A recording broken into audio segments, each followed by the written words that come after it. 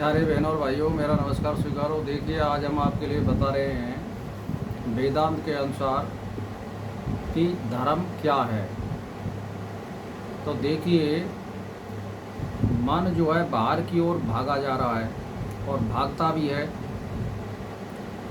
यानी वो मूर्ति पूजा हो या भौतिक वस्तुएं हों या प्रकृति की ओर ध्यान जाता है, या मान के चलिए मकानों की ओर ध्यान जाता है, या सुंदर पशु पक्षियों की ओर ध्यान जाता है, या स्त्री की ओर ध्यान जाता है। ये सब बाहरी क्रियाएं होती हैं। और आत्मा की ओर लगाना ही, यानी इनसे रोक करके, बाहरी क्रिया को रोक करके अपने अंदर आत्मा को देखना और जानने की कोशिश करना, ध्यान में मगन रहना, इसी को हम धर्म कहते हैं। ये समझ लो, यानी आंतरिक जो वृत्ति होती है, योग क्रिया के द्वारा हम अपने शरीर के अंदर आत्मा को देखना, उसी में रमण करना और दिनों रात उसी का मनन करना, उसी को हम धर्म कहते हैं। इस प्रकार धर्म का आत्मज्ञान के साथ समन्वय है। धर्म उपासना योग से जब अंतःकरण शुद्ध हो जाता है तब वेदांत बोध कराता है, और शुद्ध अंतःकरण में ही ब्रह्म और आत्मा की एकता का बोध होता है। यानी जब आपकी खेती बनी हुई है और साफ सुथरी है, उसमें कोई अन्य पेड़ पौधा ना हो, खरपतवार ना हो, तभी हम उसमें अच्छी फसल बो सकते हैं। इसीलिए हम धर्म को जानने के लिए पहले अपने अंतःकरण को यानी शुद्ध करना पड़ेगा, और आत्मा की एकता का बोध तभी होगा, ब्रह्म और आत्मा की। इससे पूर्व केवल कहने मात्र से बोध नहीं होता है। जितनी भी प्रकार की साधना है वे आत्मा की ओर, भोग की ओर, भोग से योग की ओर और बाहर से भीतर की ओर ले जाने में सहायक होती है। वैसे कालांतर में जब आप दीर्घ काल और निरंतर मूर्ति की पूजा भी करोगे, तब भी कुछ अंतराल के बाद आंतरिक वृत्ति अवश्य आ जाती है, क्योंकि कुछ ग्रंथ पढ़ते हैं, कुछ मंत्र का प्रभाव पड़ता है, और कुछ योग क्रियाएं करते हैं, योग प्राणायाम करते हैं। इससे आंतरिक वृत्ति हो जाती है बहुत अभ्यास के बाद।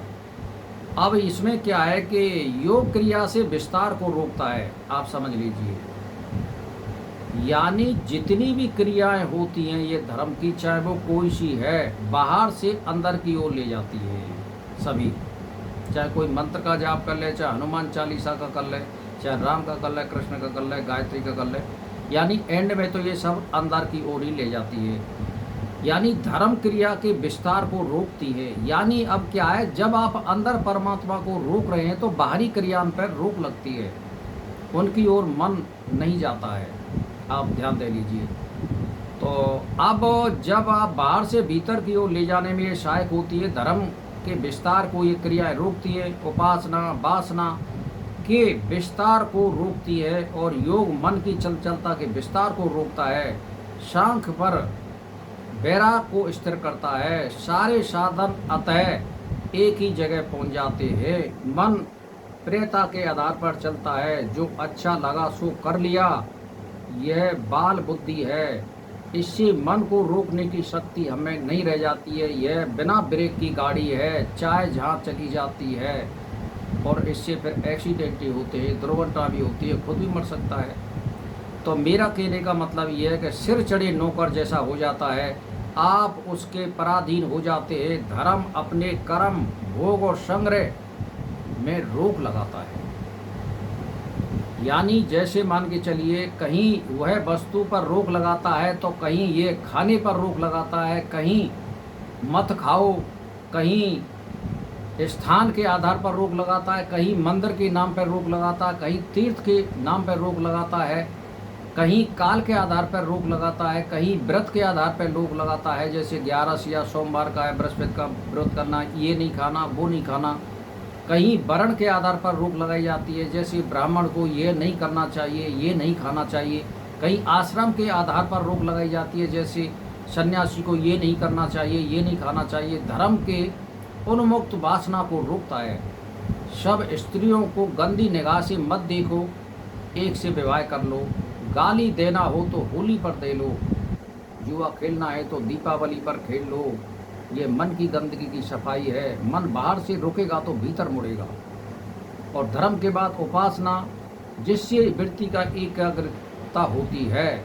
यानी धर्म के बाद उपासना से धर्म वृत्ति जो है एकाग्रता की ओर होती है, यानी एक जगह पर स्थिर होने लगती है।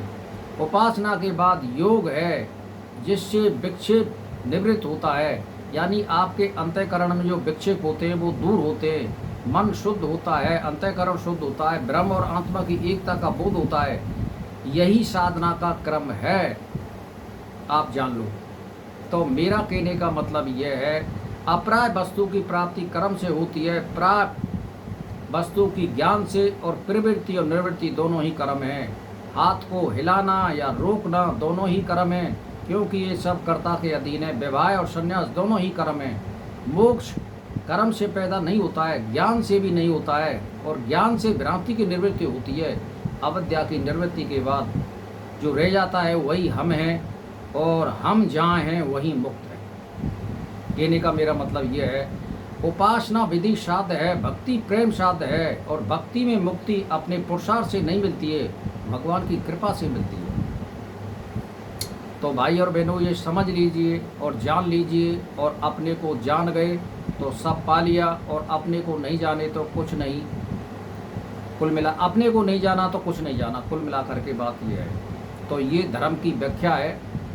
अब आप अपने अपने हिसाब से, अनेक धर्म हैं, अनेक व्याख्या करते हैं, लेकिन सनातन की ओर से जो मैंने व्याख्या की है वो यही है, और सटीक भी है और सही भी है। इसी के साथ मेरा नमस्कार स्वीकार।